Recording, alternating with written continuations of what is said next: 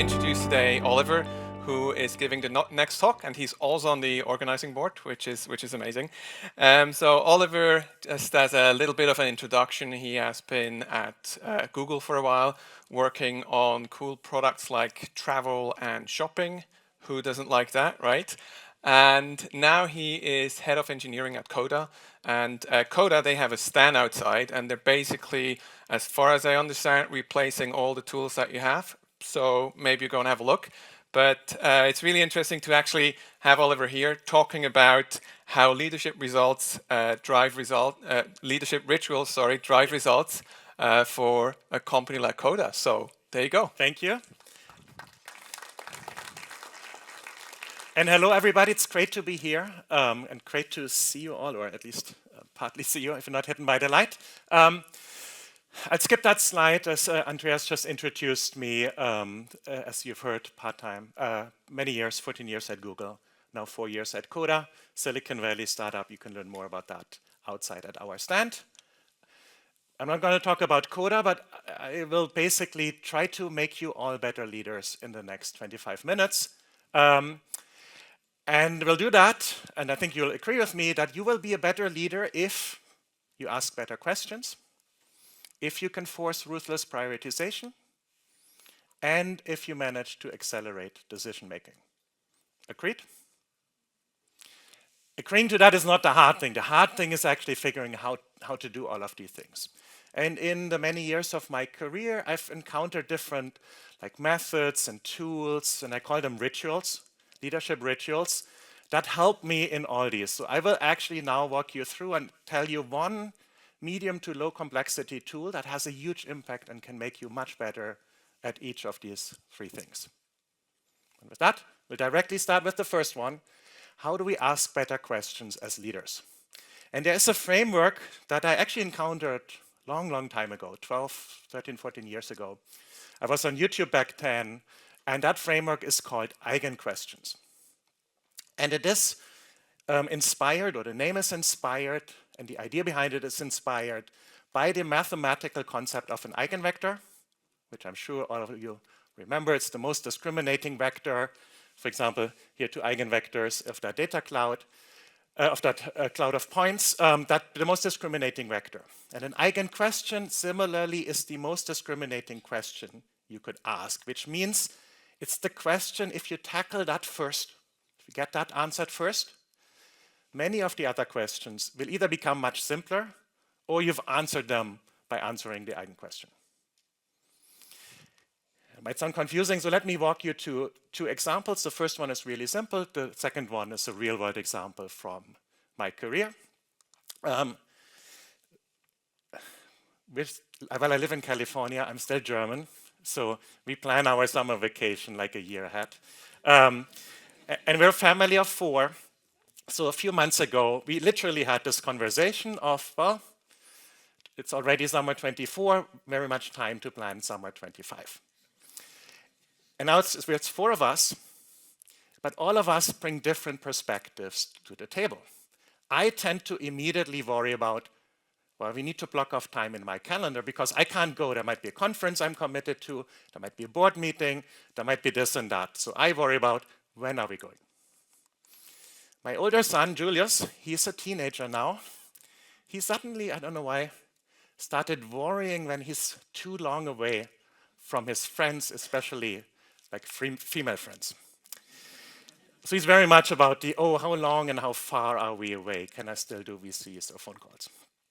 And my wife is very flexible on everything, but she really hates flying from the SFO airport. Everything else is fine, but not that airport. And our little one, Konstantin, he's 7, so it's very unpredictable, whatever is on top of mind. Let's just assume he worries about his Lego, and then if he can pack that or not. And I think if you play that through in your thought, that will not be a super productive conversation if we basically pan out that conversation. And that is simply because we're missing the eigenquestion. What's the eigenquestion of this problem? Which is the one we should actually tackle first? And that's where are we actually going? If we discuss that first, if we solve that first, it's needed to answer all the other questions. And some of them become all of them become easier to answer. Some of them are automatically answered. So that's a simple example of an eigenquestion. Here it's pretty obvious. Let me give you another example. And this one is more complex. And I'm thinking back at the time when I was still based here in Zurich, but I was just about to leave and move to the US. And back then I moved from YouTube to Google Ads to run the shopping and the travel team for Google.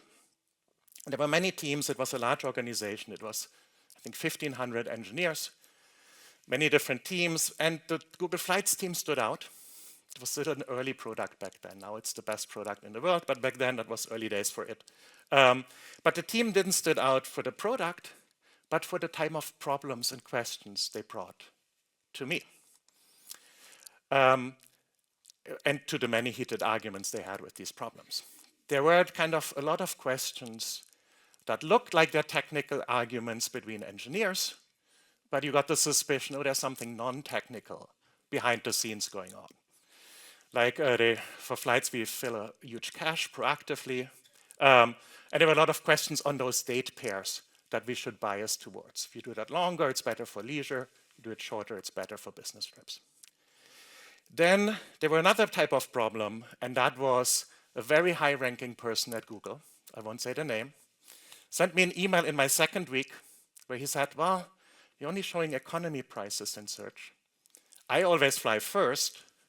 You should make that sticky so that I don't have to click that button all the time. I already told your team, are they stupid or incompetent? Yeah, that's fun, always fun. And there was the third type of problem, which was just simple, the conflict between two teams. We had a small AI team. They had, from mostly Gmail information, figured out your airline frequent flyer number. So if you're like flying Lufthansa or United or something else. And they wanted to use that in ranking. And the flight's front-end team was super violently opposed to that, because their worry was the cheaper flights will get pushed down, possibly. Anyhow, the thing is, heated arguments left and right. And what was the problem here? None of these questions, none of these problems tackled the eigenquestion of that situation. And by the way, the eigenquestion of that team would be very different today, 10 years later. But back then, well, what we had to do is we find the eigenquestion, and back then the eigenquestion for this product was the actually simple question but hard to answer. What is it actually aimed at? Who is the core demographic that we target with that product? We then answered that. We made a decision on that. The decision was a bit more complex, but to summarize it up here, the occasional traveler. In US terms, they have one flight every 1 to 2 years. Their median income was $67,000, if I remember correctly back then, and so on. And once we had that figured out, which, by the way, agreeing on that was not an easy thing. This is not completely trivial. But once we agreed to that, all that other stuff became a whole lot simpler. Because now you know between business and leisure optimization, you bias towards leisure. I can go back to that other person and tell him, sorry, you're not with your first-class flights. You're very far away from our core demographic, and so on. So if you're stuck in endless arguments, take a step back. Think if you're actually tackling the right question. Maybe reframe the problem. Try to see if you can find the eigenquestion. I'll give you a link at the end with more information about eigenquestions, but I want to go and help you prioritize better. So that's the second part. There's a framework also. We used it at Coda, but only, at YouTube a bit, but we're extensively using this now at Coda. I use this practically every month. And let me tell you a typical story. Let's say we're running our team as engineering managers or as product managers, and it's the first day of annual planning. We have to write our OKRs. And what do? Talk to all the stakeholders, compile the list of features or projects that we want our team to work on. So let's say that's the list. For sake of presentation, this is 20, but we all know reality is that's going to be more like 100 or so in reality. Anyhow, so we have that list. Now it's a simple conversation. I go back to my team and says, hey, I have these 20 project requests. The team looks at the list and they go like, well, that quarter, we can do 2. If you really push us, maybe we can do 3. Okay, so agreed, let's do 3. Let's just simply do the 3 most important ones. How hard can that be? And there we go. So go back to the stakeholders and say, hey, just tell me the 3 most important ones, fill out the priority here. And then a few minutes later, okay, I'm getting some reaction here. This is my reaction, and from the noises in the audience, I guess that has happened to you too. And now the actual hard work starts. Now we have to basically push back, challenge every assumption in all of these projects, go to all the different functions. But the good thing is, 10 days of really hard work, success. We can go back to that list because we found one. That's lower priority, 19 more to go. And latest at this point in time, you should realize you should use a different method here. You should use the $100 voting. And actually, given we're in Switzerland and given I'm German, the actual word for $100 voting in German is a more efficient language. We can say that in one word. It's 100 Euro Abstimmungsmethode. And my Swiss German is no longer that good, so I'm trying to spare you, trying to butcher up the Swiss word here. Anyhow, and actually, if you're not an engineering manager, just stop listening for a second here on the next slide. So now just the engineering managers are listening. The best thing with this thing is, you know that pain that we have as engineering managers? There's never enough engineers to do even half of what they want us to do. So we have to kind of constantly say no to most of the things. And that painful thing that we live every day, that method inflicts some of that pain back on your stakeholders. So that makes it that's one more reason to make it awesome. Now, everybody listen again, because here's how it works. So we start by giving everybody, so we identify all the stakeholders, and you'll see in a second we can very broadly do that. We don't need to be super selective at this stage. So everybody who has a stake in the success of our team, we give them $100. We have some customers that do this with actual $100 bills. So real money. Most of them use Monopoly money. My preferred way is doing it with a tool. Actually, I've built a tool, and I'll give you the link to that tool at the end, and just manage the budget in a tool. So now everybody has $100 of a budget. And then in the next step, stakeholders allocate the $100 to all the project ideas that we came up with. And the important thing at this step is, if you do it in the tool, that automatically happens. People do that in isolation. So they don't know what the other people are investing in. So they go in and says, well, maybe this is what I care about the most. I care about it for $40 out of 100. This is important. This would be good to see, but I can't do more than 5, 10 here. Oh, this is huge, 20 here. I have 5 left, let's put them here. Something like this. Everybody's doing this in parallel until all the money is spent. And now I can go in and basically analyze the results. Now, the most obvious first thing to do is just add it all up, which the tool does automatically, and just look at it in that order.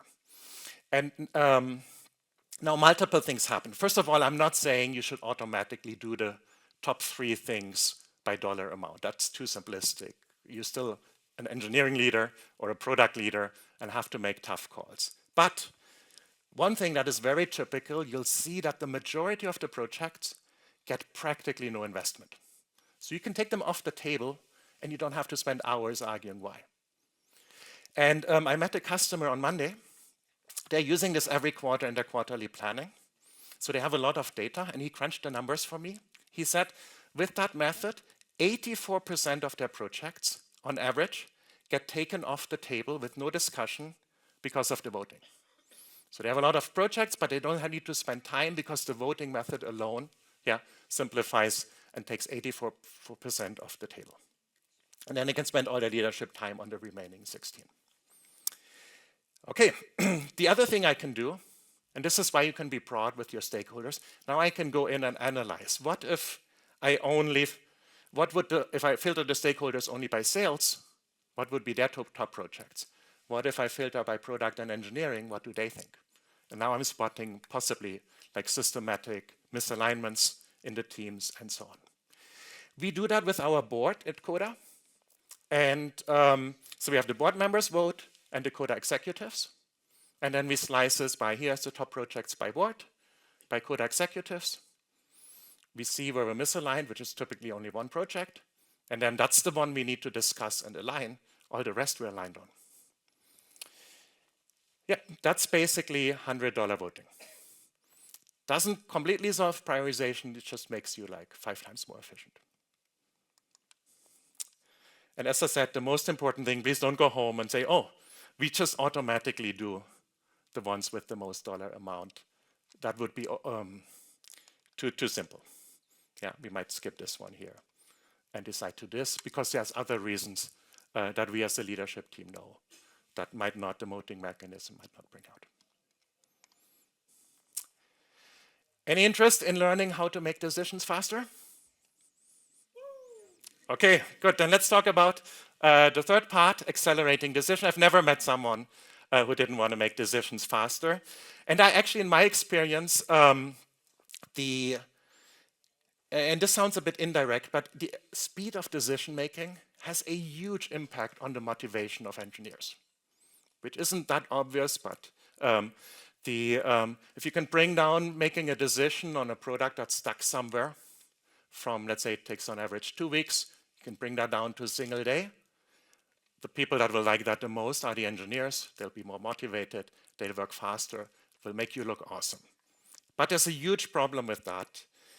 And that is, well, while I tell you what the problem is, I want you to think about what's the meeting where your organization, where you make most of your important decisions. And how many people are in there?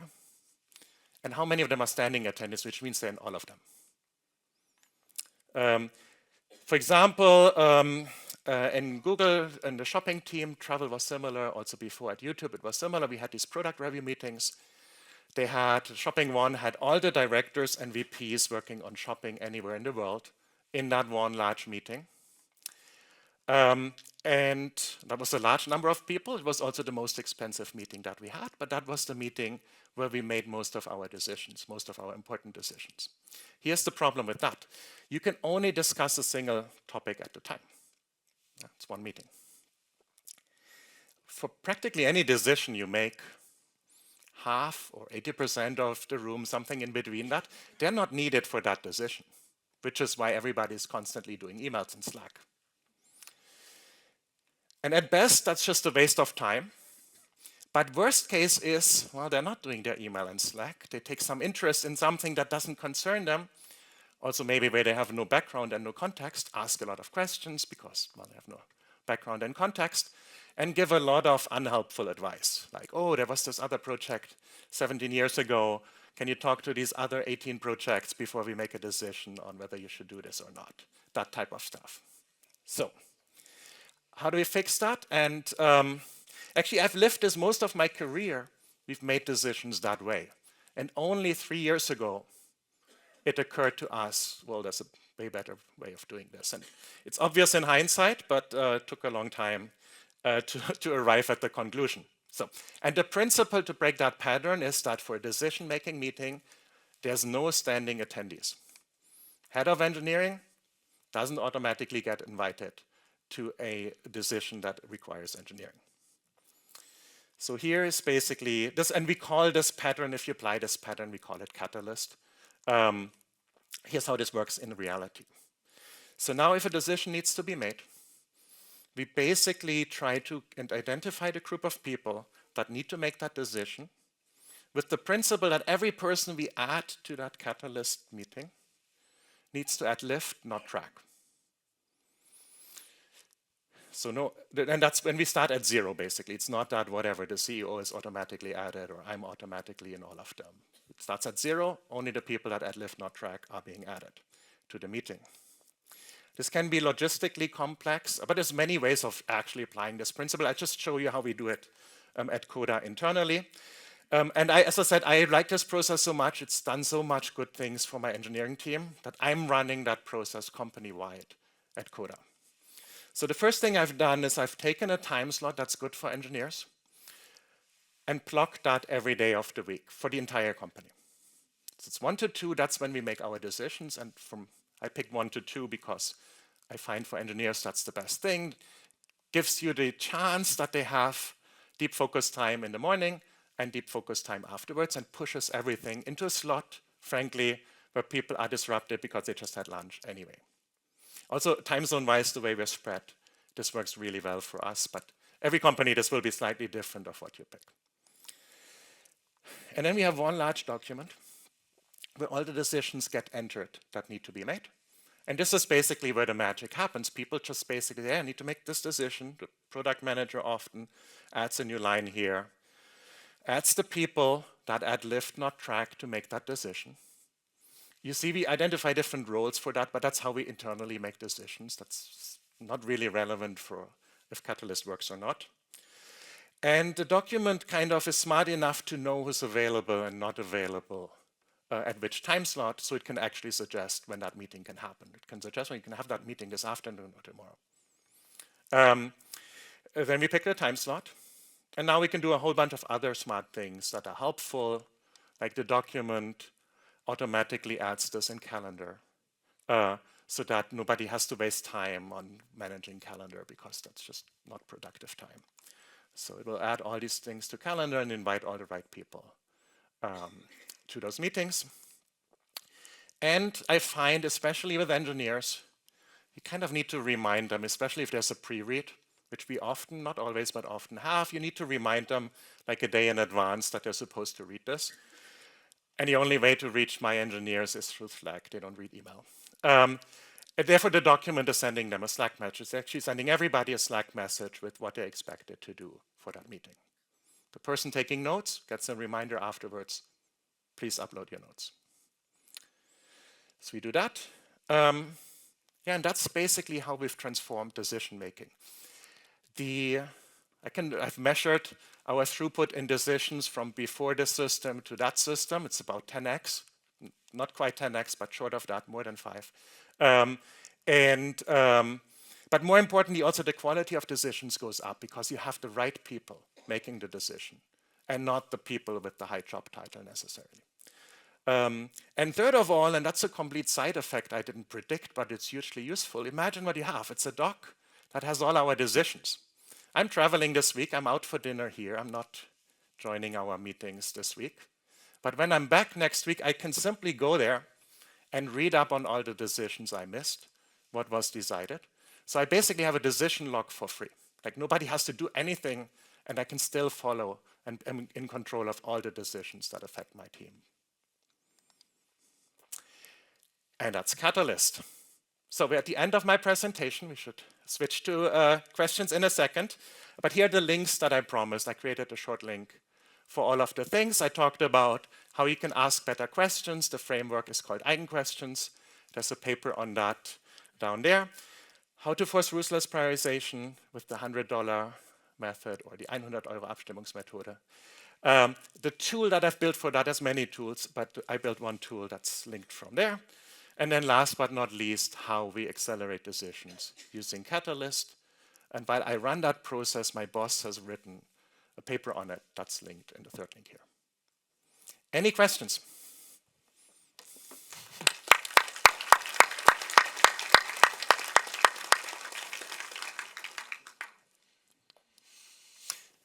One down there.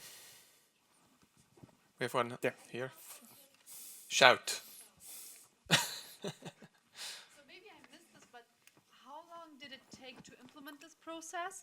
And how was the reaction? Was there any pushback? You mean Catalyst or which? Yeah, good question. Which one do I mean? I would say Catalyst. Yeah. The $100 thingy, I imagine, was more or less smooth, but the Catalyst one? Yeah, so the $100 voting people kind of adopted as soon as we used it once. It spreads automatically. Actually, I often get too many $100 votes. Like I just had to fill another one out while I was traveling here. Catalyst, this was, as I said, more a learning process. We didn't think of it and think it fully through and switch to it. This was more over time. Yeah, we realized that the problem is standing attendees. and we experimented with different ways of basically having a better decision-making process. So this evolved over 2 years. And then when I noticed that this is really valuable, and in particular for engineers and for the product teams, I took over the process. It still took me like, I would say over the course of a year to arrive at its current. Now I understand what matters, what doesn't, that it's actually good to have that tool, the document that we use, to be very smart and put it in calendar and send Slack notifications. But the first version that we had didn't do any of that, and therefore didn't work as efficiently as now. Yeah. So, but I would argue we had the learning. If you would introduce that, you would benefit from all our learning. I'd be happy to share everything that how we do it. I think if you just introduce it, it will take you a month or so.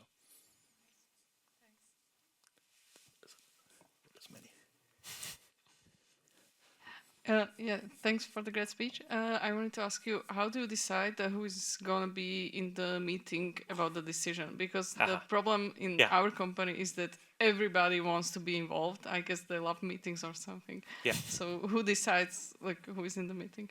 Yeah. So there's basically two issues here. That this is actually an awesome question. I'm glad you're asking it, because originally I had 4 topics for this talk, and that was the fourth one, and it would have taken too long, so I took it out. So I have a fourth ritual, which is exactly of how do I actually figure out who should be in a decision. And this is not my ritual. My team figured this out because they couldn't predict what I want to be involved in and not. So they basically invented their own tool or their own mechanism to figure out, to basically pick my brain and make me commit to what I'm involved in. So the way that my team is doing this so we have these weekly meetings, and a part of the weekly meeting with each area, they basically have their upcoming features, and so basically their upcoming decisions when they're still crude and early, basically listed in there, and they have me and our CEO and our head of product basically every week look at that, and we have to basically mark our level of interest. And the choice they give us is just do whatever you want and you don't need to tell me. You guys decide, but let me know. The next one is I have opinions and experience with that and would love to share that, but otherwise I don't care. The next one is I need to be involved in the decision, loop me in when you're ready. And the fifth one is I have very strong opinions and you loop me in before you even start, because whatever you think of before is probably wasted. Yeah. I rarely do the fifth one, but if I really care, I save the team a lot of wasted time. I'm very often in the 1 or 2 where they can move. But now I'm explicitly telling them, and then they have proof, well, Oliver, we made this decision because you told us we can. Now don't complain. Cool. I think we have time for one more question. Who's going to go for the last question? I think you have to shout. We can't see anything from here. Okay, somewhere up there, I think. Thank you very much. Super helpful, Oliver.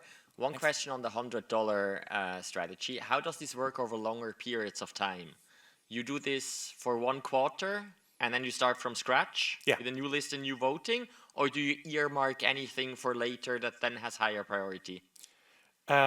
We do this, we start from scratch every time. Actually, I never thought of carrying like money forward, investments forward or something like that. We simply start from scratch. This is such a fast process, to run. Like typically, like running it with the board is doing all their voting in 5 minutes. So this is just a very fast and efficient way. So we just run it fresh from the beginning every single time. Cool, awesome, thank you very much. And I assume the team that is working on the project will get the money that was spent to go for some drinks, right? Yes, they should do. Yeah. Cool, awesome. Thank you very much again for the great talk. Thank you everyone for being here. Thanks for being here.